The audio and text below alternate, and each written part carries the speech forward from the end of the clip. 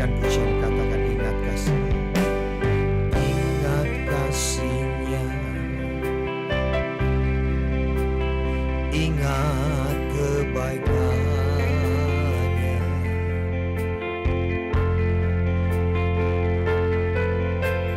dan anugerahnya. Selamatkanku,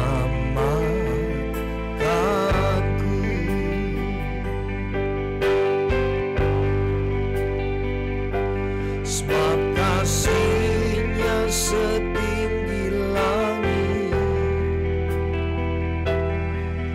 kasih setia Allah pada kita.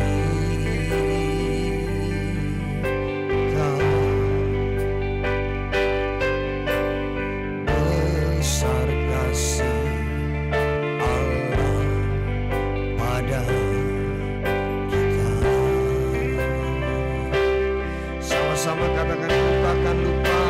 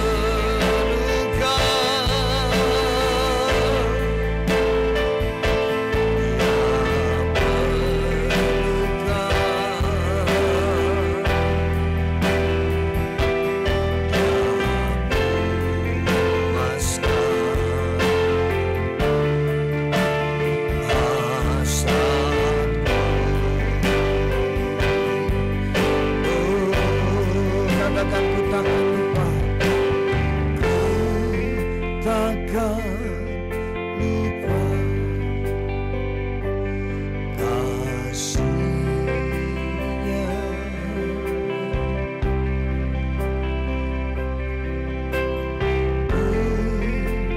Takkan lupa anugerahnya.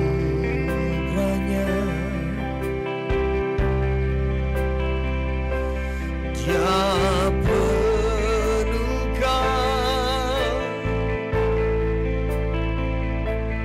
dia penuhkan, dia puaskan.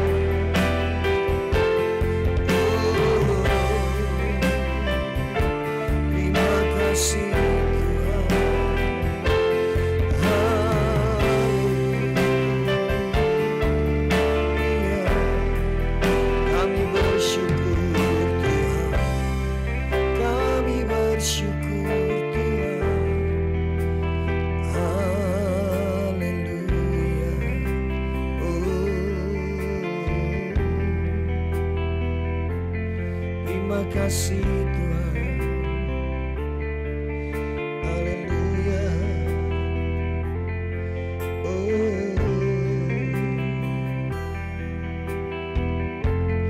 Terima kasih Yesus.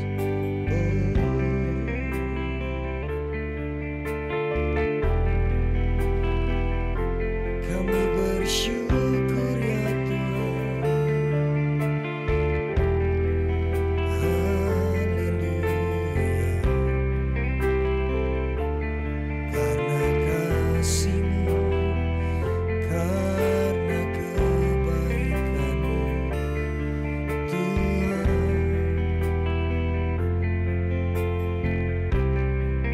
Kami bersyukur ya Tuhan. Kami bersyukur ya Bapa, karena kasih setia-Mu, karena anugerah-Mu Tuhan. Kami ada sebagaimana kami ada saat ini. Semua karena anugerah-Mu ya Tuhan. Semua karena kasih sayang-Mu di dalam hidup kami.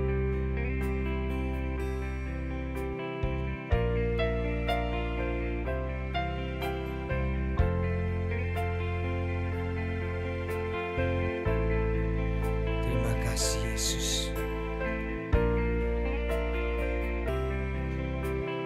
Bapa,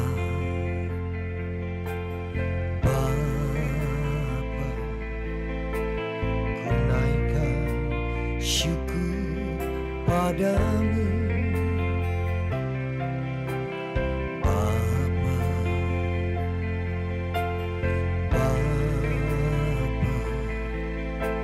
ku sembah sujud kepadamu.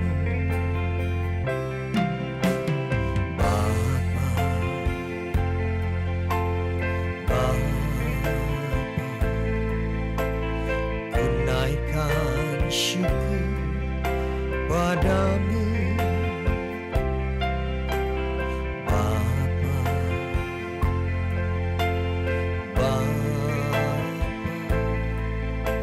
Ku sembah sujud kepadamu.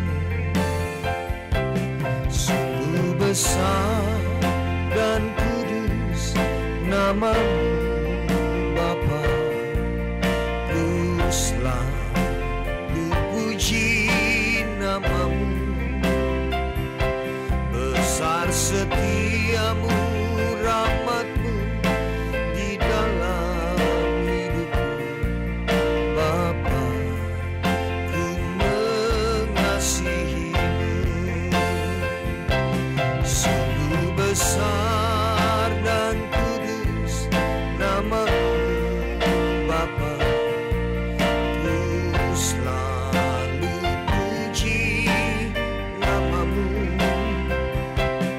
Besar setia-Mu, rahmat-Mu di dalam hidupku Bapa, ku mengasihi-Mu. Mari sama-sama panggil Bapa.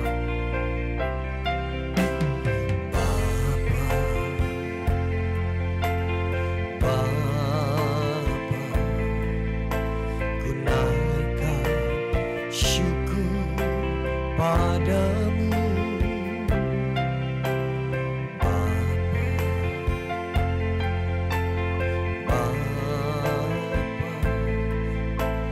Ku sembah sujud kepadamu.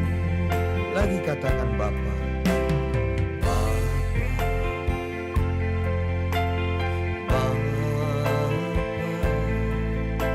Ku naikkan syukur padamu.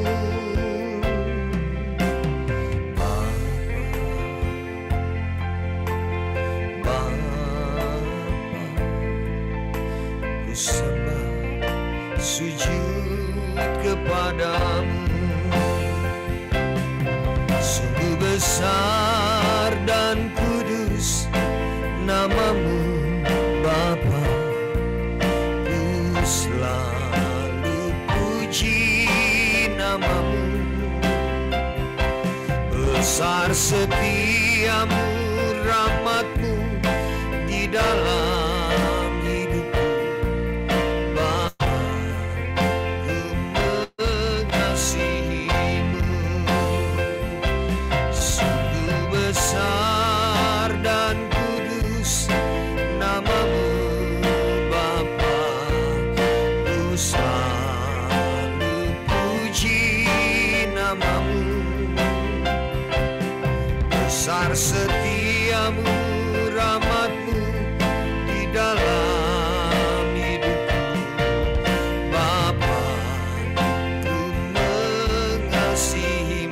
Sekali lagi katakan, sungguh besar dan kudus namamu Bapa, ku selalu puji namamu. Besar setiamu, rahmatmu di dalam hidupku Bapa, ku mengasihimu Bapa, ku mengasihimu Bapa, ku mengasihimu.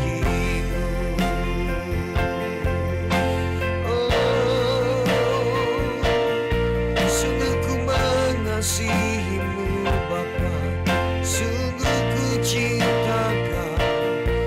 Besar dan kudus kasih setiamu, ajaib perbuatanmu. Haleluya, haleluya. Sungguh ku bersyukur ya Bapa.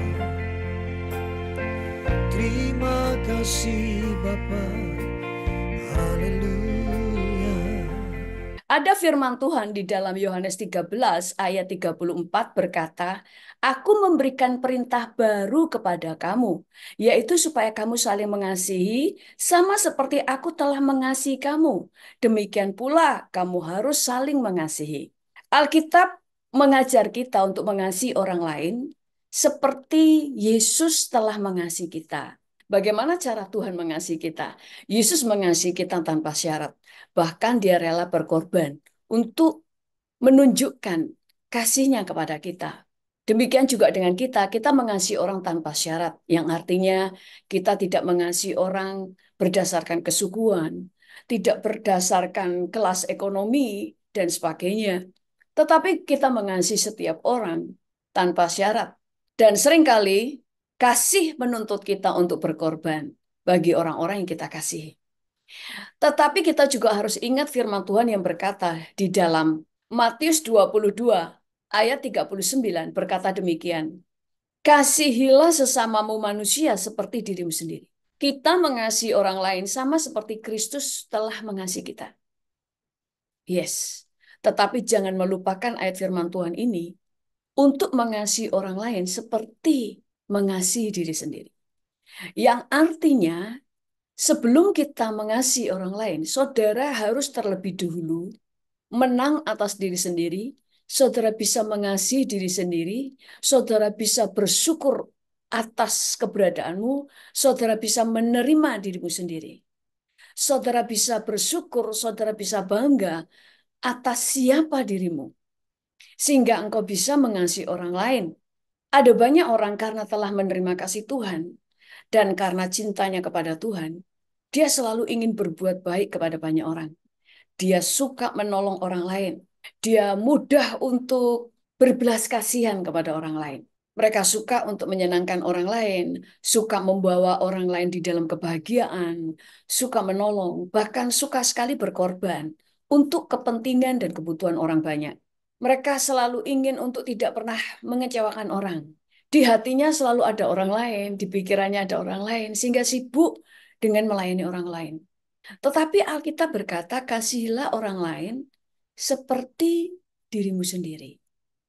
Firman Tuhan ini mengajar kita untuk mengasihi orang lain tanpa melupakan diri sendiri.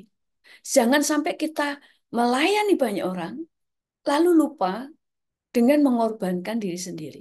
Saudara harus tahu prioritas. Tuhan punya panggilan khusus atas hidupmu. Tuhan punya rencana yang luar biasa untuk hidupmu.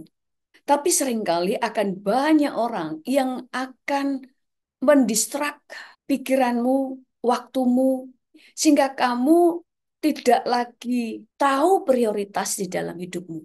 Semua orang menuntut perhatian kamu, semua orang akan minta pertolongan kamu, sampai kamu menjadi orang yang tidak pernah berkata tidak. Semua kamu layani, semua kamu iakan, semua orang yang butuh waktu kamu berikan, karena kamu berpikir itu adalah kasih. Ini kasih, tetapi kasih yang tidak dewasa. Kasih yang dewasa itu seimbang. Kasih yang dewasa tahu penguasaan diri. Di dalam setiap khotbah-khotbah saya selalu mengajarkan tentang penguasaan diri. Saudara harus tahu prioritas. Kamu punya panggilan. Tuhan punya rancangan atas hidupmu. Kamu diciptakan untuk Tuhan. Saudara diciptakan untuk Tuhan. Baru yang kedua untuk manusia. Prioritasmu adalah Tuhan, dirimu, dan keluargamu. Baru orang lain.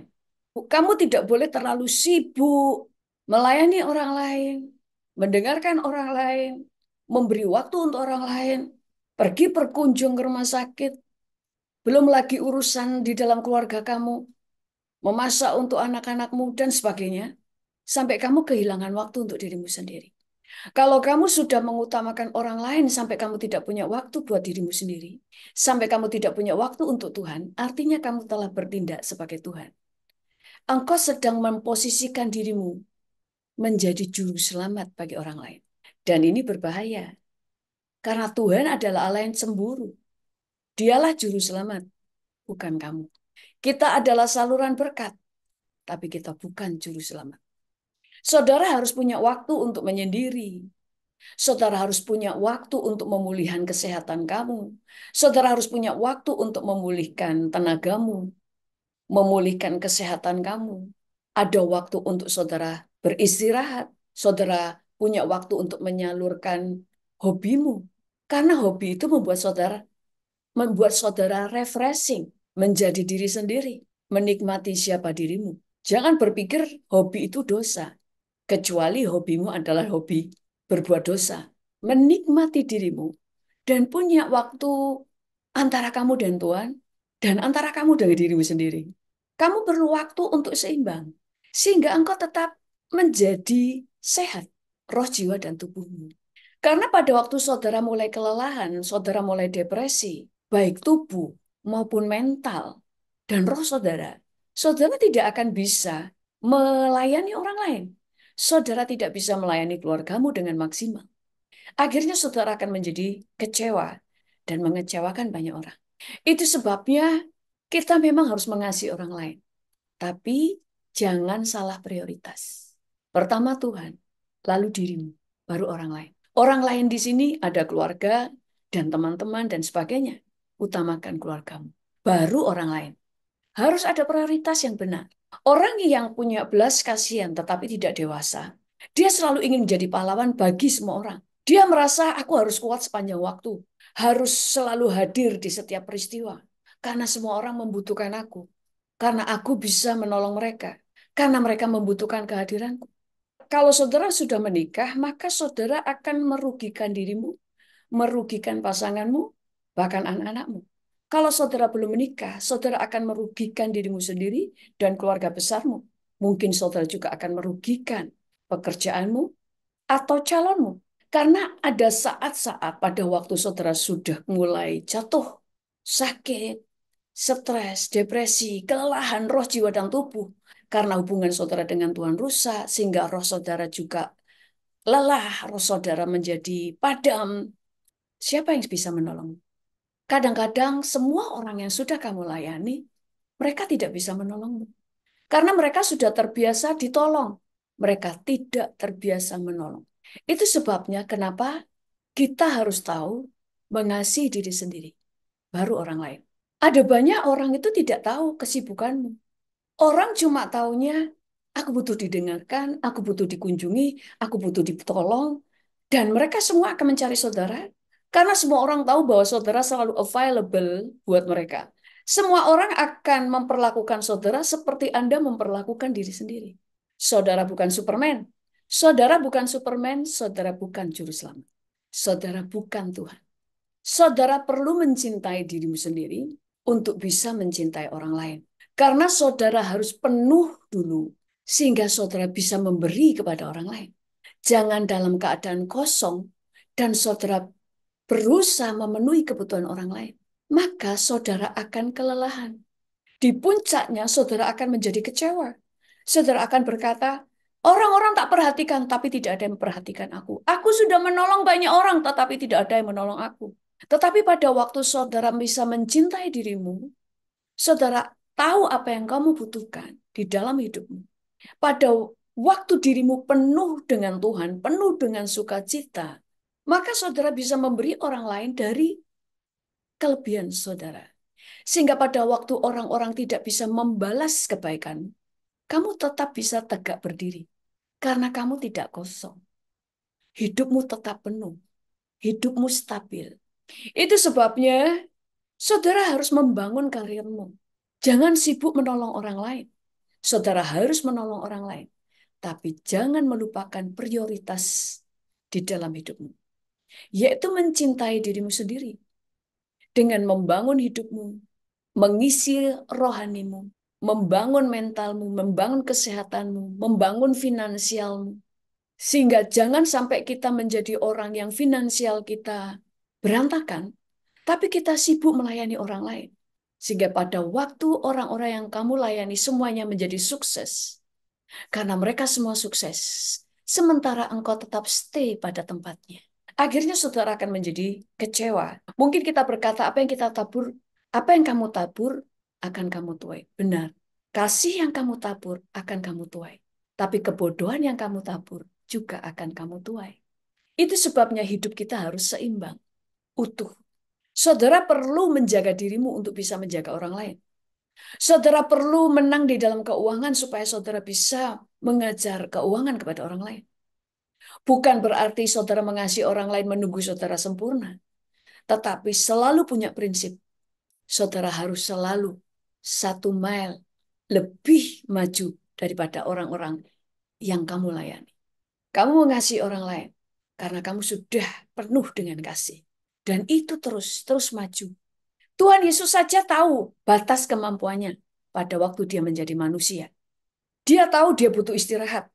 Itu sebabnya setelah melayani banyak orang, seringkali Yesus akan mundur, mengasingkan diri untuk sendirian dengan Bapaknya, untuk memulihkan roh, jiwa, dan tubuhnya.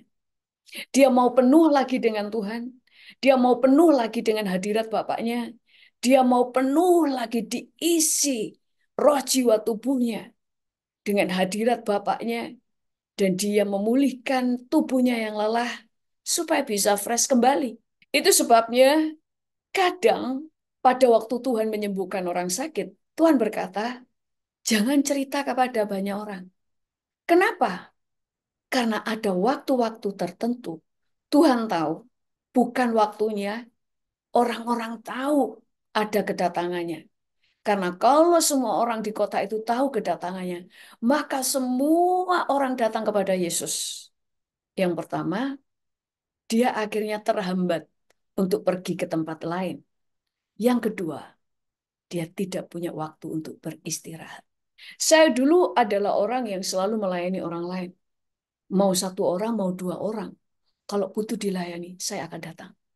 Tetapi saat ini saya mulai tahu prioritas.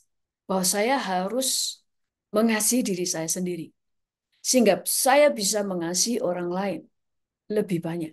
Karena dalam keadaan saya sehat, fresh, rohani saya sehat, mental saya sehat. Dulu ada orang yang ingin saya layani pribadi, minta diajar firman Tuhan secara private. Dia tidak mau ada orang lain, hanya dia, dan mintanya setiap hari. Dan orang kadang berpikir dia kan hamba Tuhan, dia kan mengasihi, dia harus mau dong melayani saya. Jangan tertuduh pada waktu orang berkata bahwa saudara tidak punya kasih. Mengasihi bukan berarti orang lain bisa mengatur diri saudara untuk kepentingan diri sendiri. Saudara harus melakukan segala sesuatu seperti yang firman Tuhan katakan. Karena Tuhan saudara adalah Tuhan, bukan orang lain. Dulu saya akan melayani orang yang demikian. Tapi setelah itu, saya kehilangan waktu untuk diri saya sendiri. Saya harus bekerja, saya harus punya penghasilan untuk untuk mencukupi kebutuhan saya dan pelayanan. Saya punya suami, tapi kemudian melayani mereka. Yang satu lagi ingin dilayani. Saya pernah melayani orang sampai dari jam mengantar orang ke rumah sakit karena dia sakit dan dia tidak mau ditinggal. Padahal bukan penyakit yang parah, tapi dia tidak mau ditinggal. Sehingga saya harus menunggu di sana dari jam 10 malam sampai jam 4 pagi. Saya melakukan segala sesuatu itu dengan kasih. Tetapi akhirnya hidup saya sendiri berantakan. Akhirnya saya tahu bahwa saya harus tahu prioritas. Demikian juga dengan saudara. Saudara bisa mengasihi keluargamu kalau saudara bisa mengasihi dirimu sendiri. Saudara bisa memulihkan orang lain kalau saudara juga pulih. Saudara harus bijaksana. Di dalam Markus 1 ayat 40 sampai 45 berkata begini. Seorang yang sakit kusta datang kepada Yesus dan sambil berlutut di hadapannya, ia memohon bantuannya. Katanya, "Kalau engkau mau, engkau dapat mentahirkan aku." Maka tergeraklah hatinya oleh belas kasihan.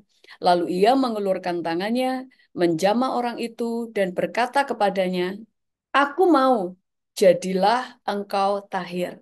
Seketika itu juga lenyaplah penyakit kusta orang itu, dan ia menjadi tahir. Segera Yesus menyuruh orang itu pergi dengan peringatan keras. Ingatlah, janganlah engkau memberitahukan apa-apa tentang hal ini kepada siapapun. Tetapi pergilah, perlihatkanlah dirimu kepada imam, dan persembahkanlah untuk pentahiranmu persembahan yang diperintahkan oleh Musa sebagai bukti bagi mereka. Tetapi orang itu pergi memberitakan peristiwa itu dan menyebarkannya kemana-mana, sehingga Yesus tidak dapat lagi terang-terangan masuk ke dalam kota. Ia tinggal di luar di tempat-tempat yang sepi. Namun orang-orang terus juga datang kepadanya dari segala penjuru. Yesus memperingatkan orang ini untuk jangan ngomong-ngomong. Setelah sembuh, kamu pergi aja kepada imam-imam dan bawa persembahan sebagai bukti kesembuhan kamu. Tapi orang ini saking senangnya ngomong ke banyak orang. Sehingga semua orang datang kepada Yesus. Sehingga apa yang terjadi? Tetapi orang ini saking senangnya menyebarkan kemana-mana tentang mujizat yang telah dia alami. Bagus sih. Tetapi apa akibatnya? Di ayat 45, sehingga Yesus tidak dapat lagi terang-terangan masuk ke dalam kota. Ia tinggal di luar tempat-tempat yang sepi. Namun orang terus juga datang kepadanya dari segala penjuru. Yesus itu mau masuk ke kota-kota itu untuk memberitakan firman Tuhan, tetapi terhalang karena semua orang datang untuk urusannya masing-masing. Mau konseling lah, mau disembuhkan inilah dan itulah. Sehingga terhalang. Sampai Yesus itu harus berada di luar kota, di tempat-tempat yang sepi. Demikian juga dengan kehidupan kita. Seringkali Tuhan itu punya prioritas, kita itu bisa membawa Injil kepada banyak orang. Tetapi akhirnya tidak nyampe karena saudara fokus dengan hal-hal yang mendistrak saudara sehingga saudara kehilangan fokus. Lebih baik saya berbicara di Zoom yang mendengar bisa 4.000, 5.000, bahkan ratusan ribu orang, bahkan bisa ratusan ribu orang sekali berbicara. Dan saya bisa mempersiapkan hal yang lain untuk melayani hal-hal yang lebih besar lagi, yang artinya firman harus disampaikan dan harus nyebar sampai ke ujung bumi. Demikian juga dengan hidup saudara. Saudara harus tahu prioritas. Dirimu, kesehatanmu, rohanimu, keselamatanmu adalah prioritas utama. Sama seperti pada waktu di pesawat, selalu diajarkan, kalau terjadi kecelakaan di pesawat dan kantung oksigen turun dari pesawat, yang pertama pakai harus orang tuanya. Baru dia memberikan ke anaknya. Gantian. Bukan karena mengasihi anaknya, dia kasih dulu ke anaknya. Karena kalau dia sudah pingsan duluan, justru dia tidak bisa menolong anaknya. Itu sebabnya kasih itu harus. Tapi kasih itu harus seimbang. Dan saudara harus tahu prioritas. Saudara harus mengasihi dirimu sebelum mengasihi orang lain. Karena firman-Nya berkata, kasihlah orang lain seperti engkau mengasihi dirimu sendiri. Kalau firman Tuhan berkata, kasihlah orang lain seperti Yesus mengasihi kamu, adalah cara mengasihi mereka, yaitu tanpa pandang bulu dan mengasihi mereka tanpa syarat. Tetapi untuk bisa melakukan firman Tuhan, mengasihi orang lain seperti Tuhan mengasihi mereka, adalah terlebih dahulu kasihi diri sendiri. Yuk kita semuanya berdoa. Tuhan, pada saat ini kami berdoa untuk semua yang hadir di tempat ini. Engkau menolong Tuhan, biarlah kami menjadi orang yang bijaksana, tahu prioritas. Biarlah kami berbelas kasihan, tetapi dewasa. Sehingga hidup kami tidak berantakan, hidup kami tidak kacau. Oleh karena cara mengasihi yang salah. Tetapi biarlah kami bijaksana di dalam hidup. Biarlah kami pulih atas hidup kami. Kami mengasihi diri kami. Kami bangga atas keberadaan kami. Biarlah kami dapat mengasihi diri kami sendiri. Kami dapat membangun hidup kami. Kami tahu apa yang kami butuhkan. Sehingga roh, jiwa, dan tubuh kami sehat untuk dapat melayani orang lain. Untuk bisa mengasihi orang lain. Karena kami tahu pada waktu kami penuh dengan sukacita.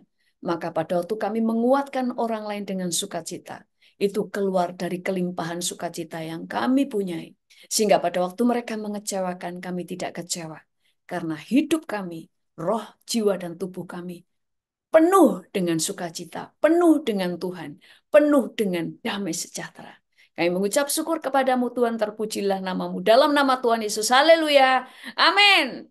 Tuhan Yesus memberkati dan kita bertemu lagi di hari Selasa minggu depan jam 7 malam waktu Indonesia bagian Barat. Selama kau beserta